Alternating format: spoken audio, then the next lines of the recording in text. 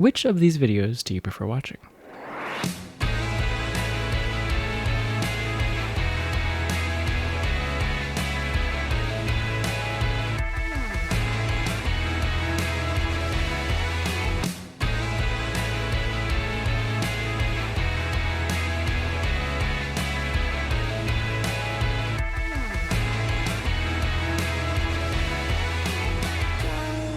It's probably the second one. But when you think of a quality montage, you probably think of stuff like this. Really punchy and vibrant edits with some 3D work. Essentially, it's a music video with gameplay as visuals. And yet, there is a discernible difference in quality between the two clips I just played, which don't feature any of those elements. These types of videos are something between clip dumps and the montages we just talked about. The best videos feel like a dance. Every on-screen movement is justified through the music, and they play off of each other. Even though the comment sections rarely talk about or even notice the work put into music sync, the result is a video that captures you, and feels more like an experience than just watching somebody play an FPS game. When this song comes up in a playlist, they might think of this video, because they're like two parts of a whole. The end result is a video that's great to watch, but still places the gameplay above everything else. Some of my favorite videos of all time are exactly like this, and you can do it too, with essentially no editing skill. I've been watching, and more recently making, these kinds of videos for the better part of a decade, and I've learned a few tricks that I want to share with you that will hopefully make your montages a little better. But before we get into all of that, I want to explain why I think montages are something that's legitimately important, and why you should start making them. Throughout my life, I've been into stuff like pen spinning, cardistry, skating, melee, and TF2.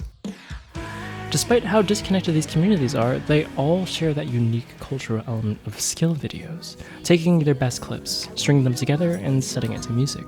This is what elevates these hobbies from being just skills into a form of self-expression, where you can make genuinely moving pieces of art out of Call of Duty gameplay. I regret so much not keeping clips and making videos of the time I spent playing PlanetSide in 2014 or the pen spinning I did in high school. It's kind of like digital scrapbooking. It's amazing to look back on how far you've come, and it's always a nice reminder of the passion you had, or hopefully still have. And it's not just for future you. Sharing your passion with other people who love the same skill is so rewarding, and it gets both of you to push yourself to keep getting better. The Melee community is probably the best example of this. Combo videos have been part of that game's DNA since its inception, and almost every player can cite an inspiration they had, or tech they borrowed from historical players. Nowadays, combo videos are most important in the game's niche communities, who really like pushing characters in ways that people thought were impossible. And probably the most important reason to make videos is that it's a surprisingly satisfying creative outlet for something that doesn't require that much prior skill. To start having your own voice with an instrument or have your own style in a game, that usually takes hundreds of hours of practice to develop mastery before you can learn to express yourself through that skill. But despite montage creation having an incredibly low skill floor, no two people will edit a folder of clips in the exact same way. The art of sync work is interpretation, like the way somebody would choreograph a dance to music and how that's unique to them. With all that said, you can achieve most of these objectives without putting too much thought into the quality of the video, and that's fine. If I've convinced you to post your clips somewhere, I'm happy. I think skill video culture is the coolest thing in all of the communities I've been in. But all of the abstraction aside, let's start talking about the actual craft. How do you actually make a frag video? Well, the first step is actually having clips to work with, which can either be yours or other people's. Typically the way you get clips is just by having some kind of clipping software open whenever you play games. Some people will actively go for clips, and other people will just hit the button whenever something cool happens. My personal choice and recommendation for clipping software is OBS's replay buffer. Basically, whenever you hit a button, the last few minutes of gameplay get saved to a file.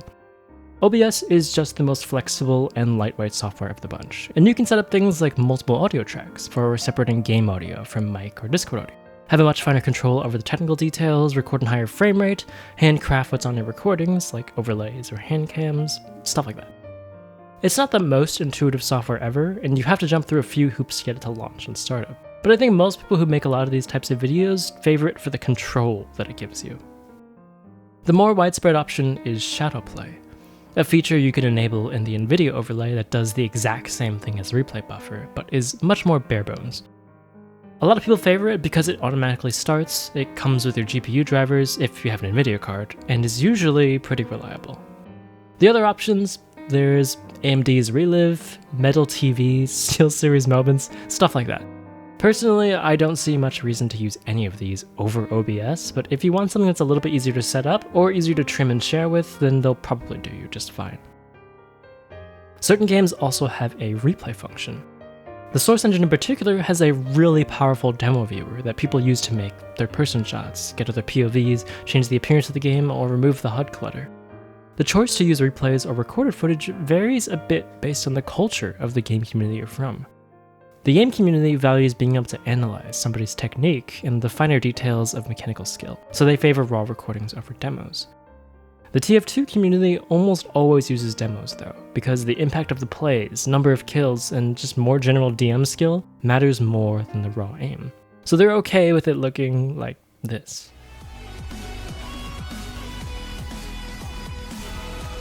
If you're part of a community, you can also just ask for clips. There are hundreds of people sitting on clips, too lazy to make anything with them. And if all you want to do is make an edit, then editing someone else's clips is a really rewarding thing you can do. Speaking of editing, the big players are Adobe Premiere and DaVinci Resolve. Premiere being the very powerful, more expensive option, but I'd really only recommend it if you see yourself wanting to be in the Adobe stack in the future. Resolve is free. I've edited all of my videos with it, and it can pretty much do anything you want it to. It's not the most intuitive tool to pick up, but I think it's pretty incredible. A full tutorial on how to use it is probably outside the scope of this video, but there's a ton of resources on YouTube, and you can send me a DM if you really need help with something.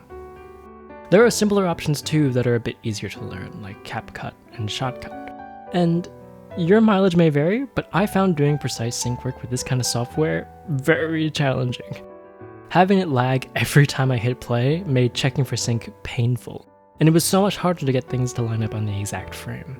But who knows, it's been a few years, maybe it's better now. As for the skills you need, because so much of the work is about timing, you don't need a lot of technical skill. You have to know how to get clips into a timeline, make precisely timed cuts, be comfortable changing the timing of clips, and maybe a transition here and there, and that's really all you need. All of that will probably be covered in the first few minutes of any basic tutorial for your editing software. For the more complex stuff, the way that I like to learn is to think of something that I want to do, and then figure out how to do it, whether that's just through brute force or by looking it up. I find it sticks a lot better when I do it this way, compared to watching a bunch of tutorials and trying to remember what I was told. So, let's talk about sync.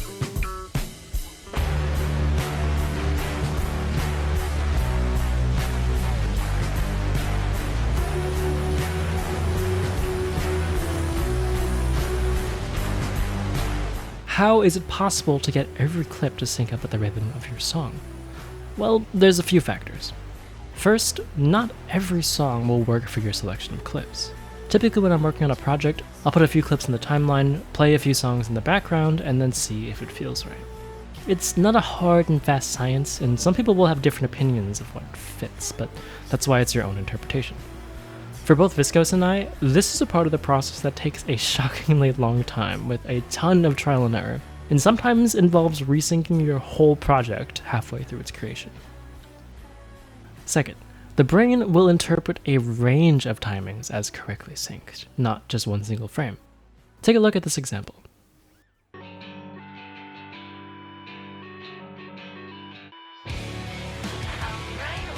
Seems synced to me. But if we advance this clip by 7 frames,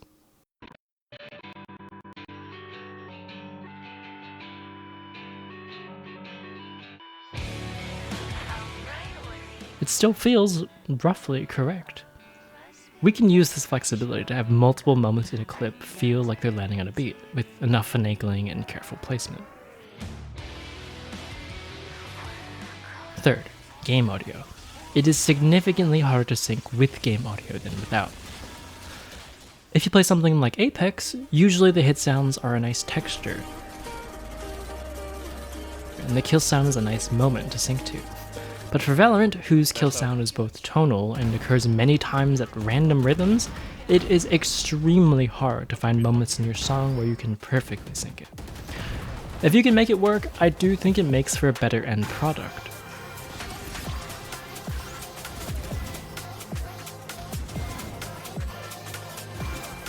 But just be prepared for a lot of frustration and compromise. I also feel like it's easier to work with songs on the extremes of noise density. Songs with not a lot going on can be really nicely complemented by the texture added by in-game sound.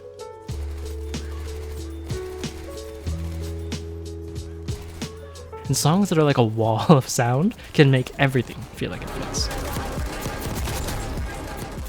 You can still sort of abuse that timing flexibility with game audio, and move around the kill or gun sound by a couple frames, but because people have a stronger sense of when those sounds are meant to happen, it's a smaller range for what feels right.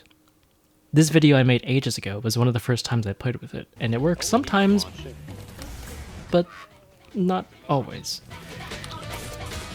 It's a bit of a dangerous game to play, because when you're neck deep in a project and have replayed the same section a dozen times for sync, you can trick yourself into thinking that it's good enough. Just a few days later with fresh eyes, and it will feel totally wrong. That's why a lot of videos don't feature game sound, or only add the in-game sounds when it fits into the song. It's just really hard to work with, and you can still get a lot of punchiness from the interplay of the song and the clips alone. It depends a bit on what you're working with, but most FPS games have too much audio clutter that detract a bit from the focus on the music.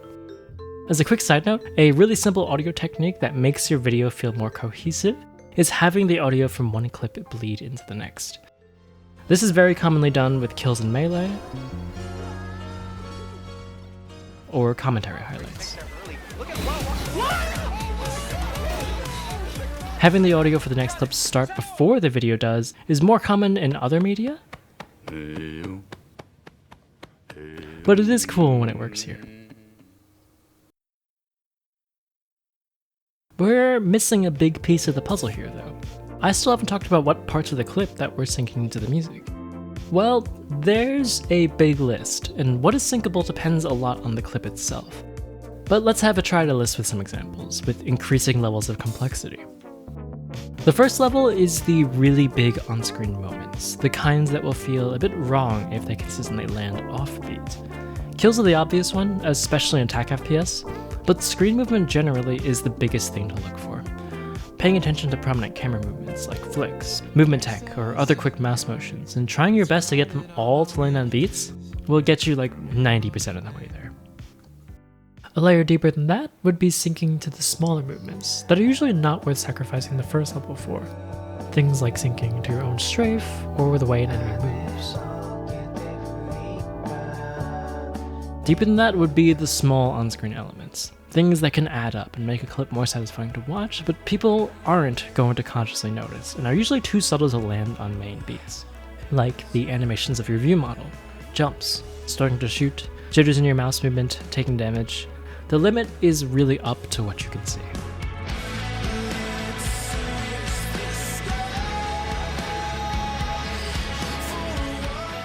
This is a lot, but this is a medium that's really easy to improvise in. All you have to do is put a clip on the timeline, drag it around to sync to different parts of the clip, and see what feels best to you. Things will line up more often than you'd expect it to, and the takeaway here is to keep your eyes and ears open for this kind of thing. A lot of the time, it'll just fall into place. But just as important as the individual moments is synchronizing the overall feeling of a clip to the song.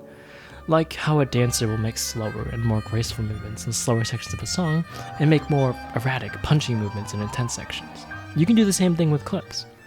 Slower, smoother clips in slower sections of a song, and vice versa.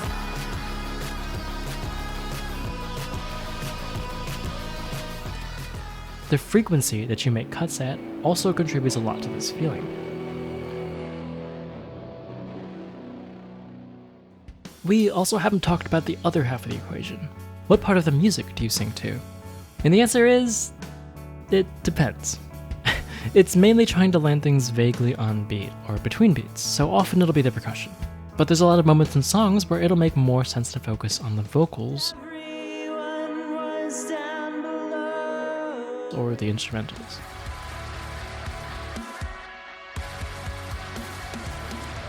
What matters more is that it's relatively consistent what you do sync to within a section.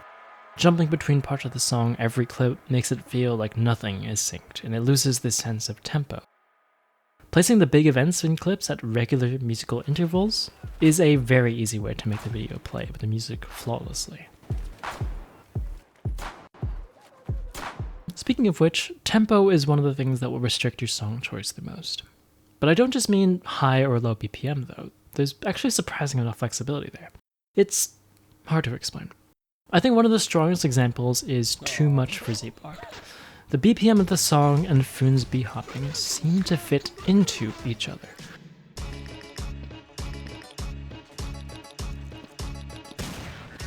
Almost every hop feels like it lands on a beat or exactly between beats, and it gives this first section such a cool, driving feeling, and it's probably part of the reason why this is the Foon song now.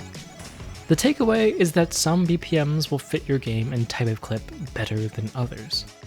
If there's an event in clips that happens at a regular-ish interval, it's worth trying to feel this kind of thing out. Most target switching would fall under this umbrella, single-shot weapons with a set fire rate. And game-specific actions like beat hopping, it helps so much to have it fit with the song's BPM. Even if that event has some variance in frequency, the moments where it does line up feels so good.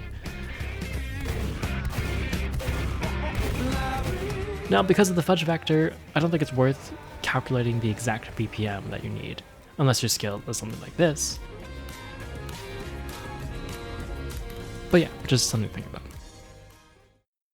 There is one more thing outside of clips that you can sync, and this is like the secret sauce of a good montage. 1, 2, 3, 4. Cuts. Thinking about those highly edited montages from before, it would be completely unheard of to have a clip transition that doesn't land on a beat. It does so much for the feeling of sync, and it's really not hard to do at all, so it's absolutely something we should steal for our less edited tages. You could also have multiple cuts in a row have the same timing, and that's a great way to give a section a sense of momentum. But it does require you to have multiple clips that have a similar length. Seriously, if there's nothing else you get out of this video, cut between clips on the beat. There's also the classic cut to black. It can be a bit overbearing if done in excess, but it's one of the best ways to get the viewer to sit with the events of the last clip for a moment, and just give it a bit more oomph. Cutting to a title card is also an awesome thing to do if you have one.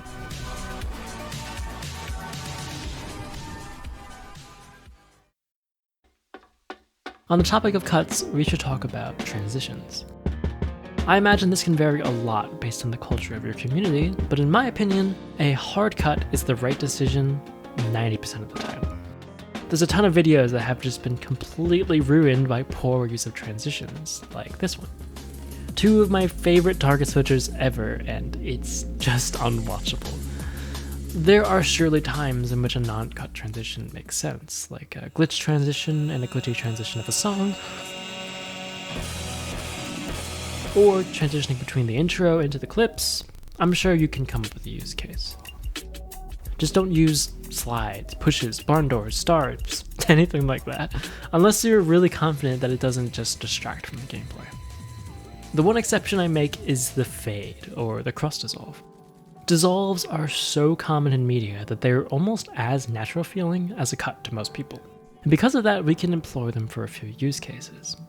This could just be a weird movement at the end or start of a clip that feels a bit too erratic. Or in places where a cut feels too harsh for the music.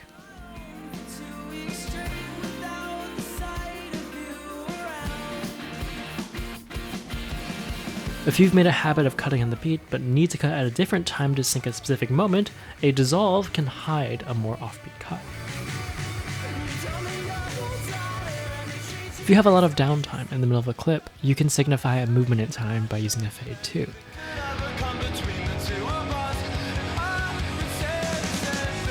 This can be to signify that this was one really good life, or use it to adjust the timing of events in a clip to sync up with the song. You can probably get away with other uses of the fade, but just remember to keep them short unless you're going for some particular effect. Unfortunately, for our type of video, it is very difficult to use the types of transitions that are actually called transitions in editing software. It just tends to be distracting, and doing it well requires more finesse than those default transitions offer. But that's not to say that there's nothing cool you can do. There's a few tricks that can create some very smooth moments where one clip seems to bleed into another. Like this. And there's a few ways we can accomplish that.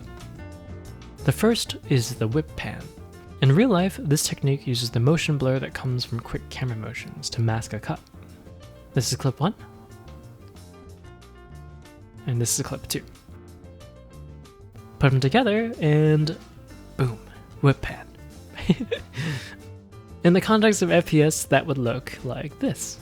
Matching the direction of a fast flick, like quickly turning around after a kill, to accomplish the same goal.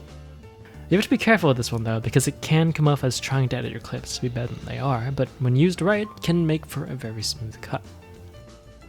There's also match cuts, which in other media involves matching the general shape or motion of elements between two shots.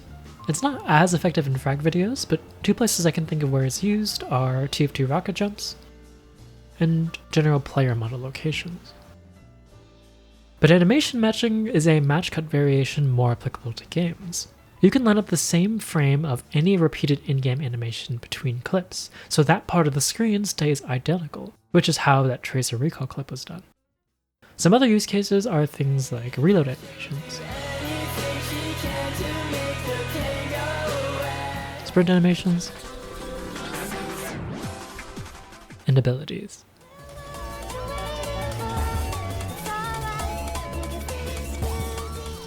Then we have visual obstruction.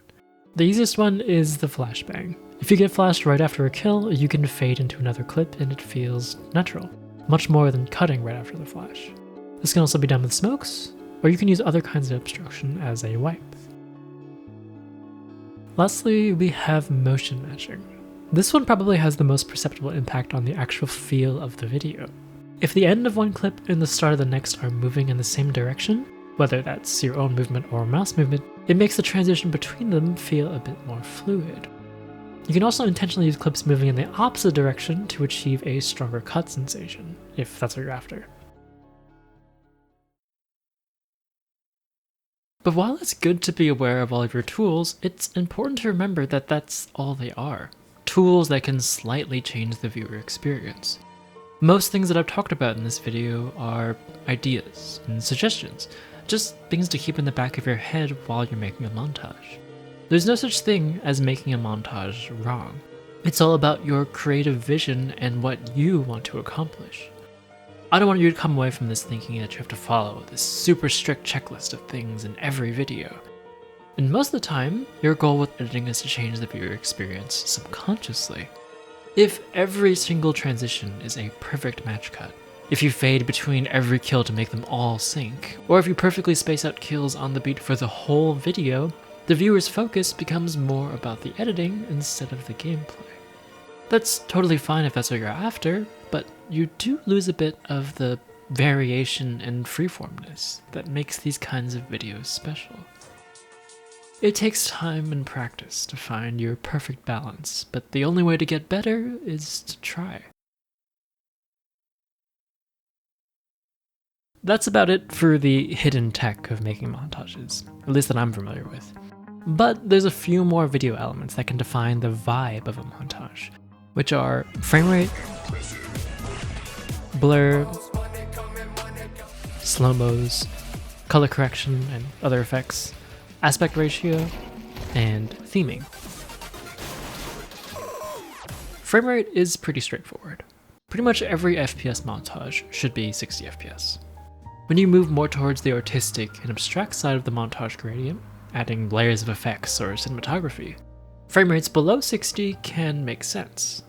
But when it's mainly gameplay, I mean, it's your art, but in my opinion, 60 makes the most sense 90% of the time.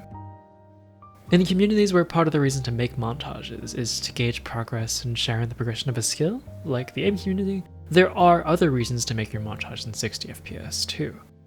With the way that fitting 60 FPS into 40 or 50 frames works, you can change the character of your aim pretty significantly, and sometimes you can lose a few frames in the middle of flicks, which make the clips no longer reflective of your gameplay, and can make it harder for others to determine if you're legit or not. Frame rates higher than 60 look really nice actually, but they're so poorly supported by video hosting sites that it's probably not worth making a project with it, at least for now. Moving on to blur, after we just talked about how maintaining the original character of your aim is something worth caring about, you might expect that blur would fall into the same camp. But you can think about blur in a similar way to how lemon is used in cooking. There are dishes like pasta al limone, where the lemon is front and center, a primary flavor that's impossible to ignore. Those are videos like this. It's a core component of what makes the experience enjoyable for me, and without it, you'd lose a defining element of what gives it its smooth but striking character.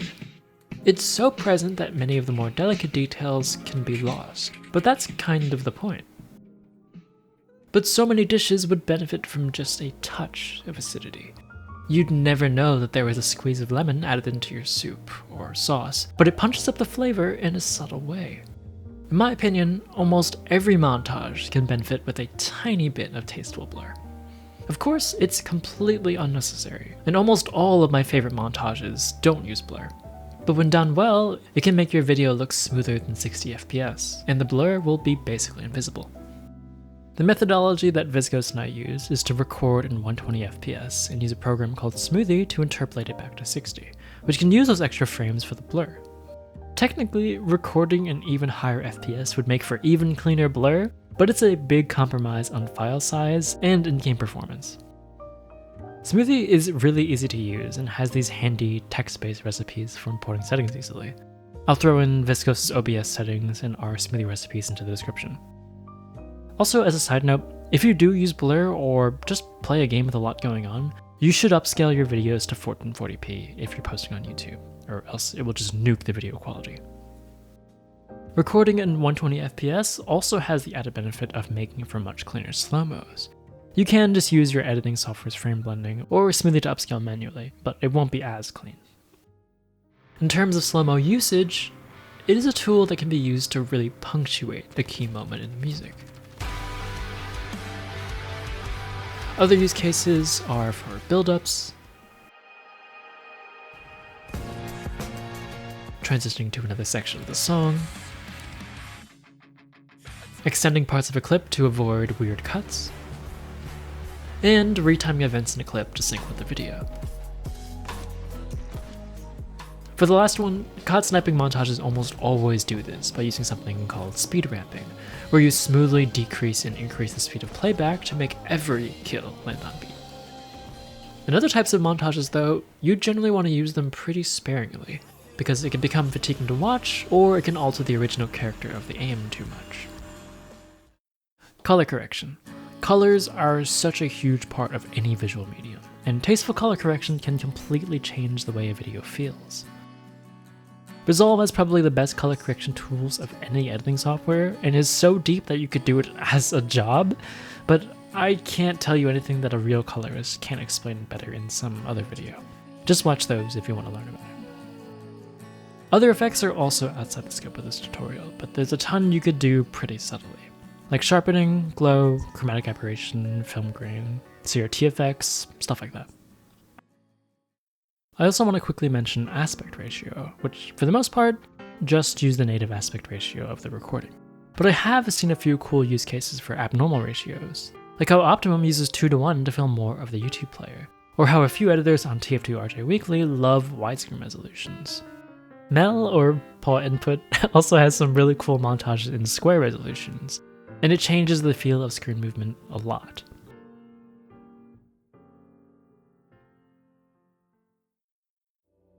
The final thing I want to touch on is theming. For most skill communities, when you want the focus to be on the gameplay, you can't do too much with the actual edits. But if there is a time where you can really flex your creative muscle and leave an impression, It's with the intros and the theming. I'll use my own work as a reference for this because I can talk about the process a bit. Here's what Shinny and I made for Wave 2.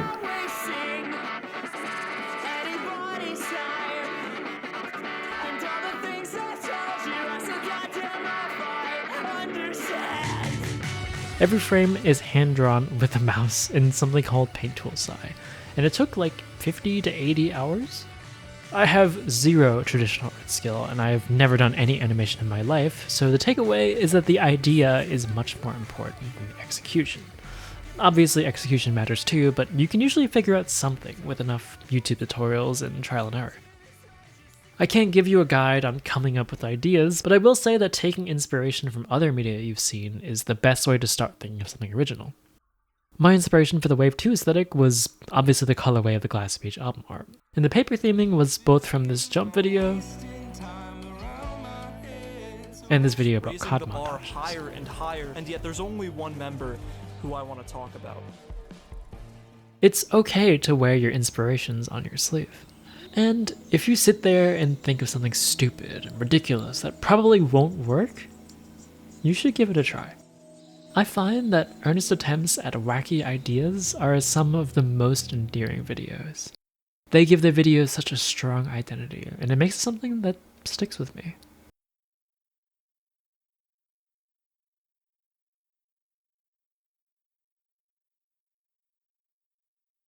I hope this video was helpful despite its strained scope. I love skill videos more than almost anything on this planet. I've probably put thousands of hours into watching them at this point. It feels like when somebody really puts an effort, you can almost get a sense of their personality just from watching. I guess it's like any art form in that sense. There's a lot of people who will write off the things that I care about. I get called cringe all the time. But being able to be earnestly passionate about trivial things, expressing yourself through them, and having the ability to share a slice of who you are with others, it's important. Especially now. Whatever it is that you care about, I hope you make cool stuff.